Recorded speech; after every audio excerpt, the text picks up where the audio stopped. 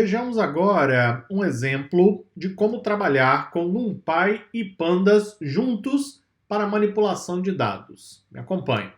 Primeiro, o nosso DataFrame 2, o DF2, que eu criei nos vídeos anteriores. E aqui eu tenho dtypes, né, que são os tipos para cada uma das colunas. Imagine que eu queira calcular um resumo estatístico desse DataFrame. Podemos fazer isso com o método describe.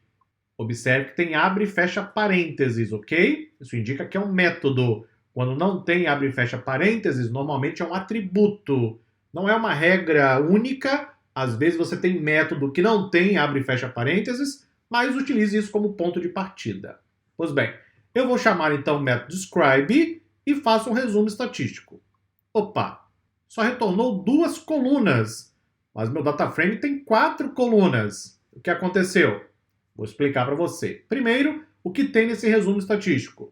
Eu tenho count, que é a contagem de linhas. Então veja que nós temos 5 linhas, não é isso? Então 5 para cada uma das colunas. Eu tenho a média, o desvio padrão, que é o standard deviation, o valor mínimo. Aí eu tenho o primeiro quartil, que é 25%, o segundo quartil, que é a mediana, 50%, e o terceiro quartil e o valor máximo. Não vou parar agora para explicar o resumo estatístico, porque teremos um capítulo inteiro dedicado a isso, ok? Que é o capítulo 14, mais à frente aqui no curso. Por hora, compreenda que eu tenho um resumo estatístico, mas de somente 2 colunas. O que aconteceu aqui? Se você observar, veja que somente 2 colunas têm valor numérico. As outras 2 estão como tipo object. Então já dá para ter uma ideia do que aconteceu, não é? O método describe faz o resumo estatístico somente de colunas do tipo numérico. Pode ser float, pode ser int, mas tem que ser numérico. As colunas estado e taxa de crescimento estão como object. Então, por padrão, o método describe não calcula as estatísticas. Ok? Até porque, qual seria a estatística de uma coluna categórica? Nesse caso, no máximo, contagem de elementos, por exemplo, e o valor que aparece com maior frequência. Até dá para fazer isso com o describe, é só fazer o filtro. Mas, o que eu tenho de resumo estatístico de uma variável categórica é apenas uma informação genérica. O resumo estatístico propriamente dito é quando você trabalha com variáveis numéricas.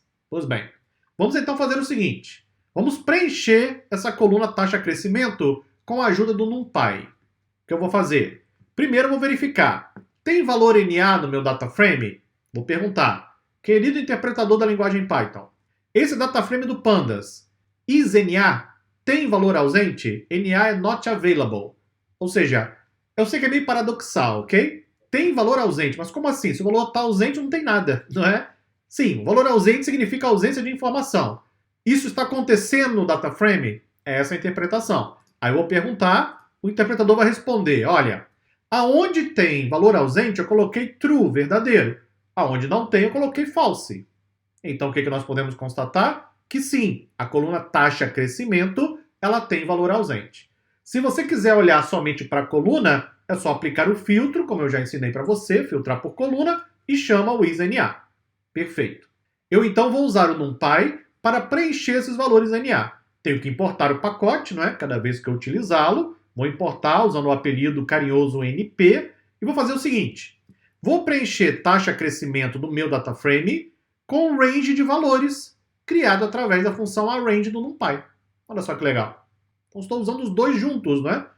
Eventualmente, você pode, claro, usar aqui o NumPy para criar uma sequência de valores que, por exemplo, segue uma distribuição normal, ou um conjunto de dados aleatórios para você realizar alguma atividade, ou você pode ler uma coluna que veio de um outro conjunto de dados para preencher na coluna taxa de crescimento. Aí as possibilidades são inúmeras. Eu vou preencher, então, essa coluna no DF2, vou imprimi-lo para você. Olha lá. Veja que agora eu tenho os valores devidamente preenchidos. Quando você executa essa ação, automaticamente o Pandas ele vai mudar o tipo de dado. Vou até colocar aqui para você. Vou acrescentar aqui a dtypes. Então chama para cá, copia essa linha de código, coloca aqui embaixo. Olha só o que o Panda fez de maneira automática. Ele detectou que taxa de crescimento agora tem valores. E aí ele percebeu, opa, o valor inclusive é decimal. Vou colocar como float 64. O Pandas fez essa modificação de maneira automática. Não confie nisso 100% o tempo inteiro, hein? Lembre-se, isso aqui são ferramentas criadas por seres humanos. Seres humanos são falhos, é claro que isso pode ter falha também, é absolutamente normal. O seu trabalho não é confiar cegamente na ferramenta, é sim validar se ela está entregando o que você precisa. Nesse caso, o Pandas fez um excelente trabalho, detectou o novo valor na coluna e converteu para o tipo float. Além disso, eu não tenho mais valor NA. Vou confirmar, perguntando o isNA, false agora, e então vou calcular de novo o resumo estatístico. Veja que ele traz agora para a taxa de crescimento, porque é uma coluna do tipo numérico. Tudo bem? Esses pequenos detalhes, eles fazem uma diferença imensa no dia a dia. Se você não estiver atento ao tipo de dado, ao tipo de resultado quando você aplica, por exemplo, a função arrange do NumPy, como o Pandas trata essa manipulação de dados, você se perde facilmente no meio do caminho. É por isso que nas formações aqui na DSA, trabalhamos sempre em projetos com exemplos completos do início ao fim.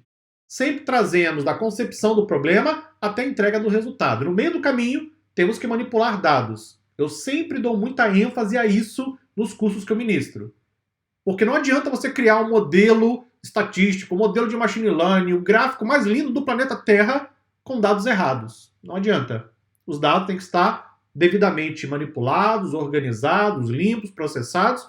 Sem matéria-prima de qualidade, é claro que não vai criar um resultado de qualidade.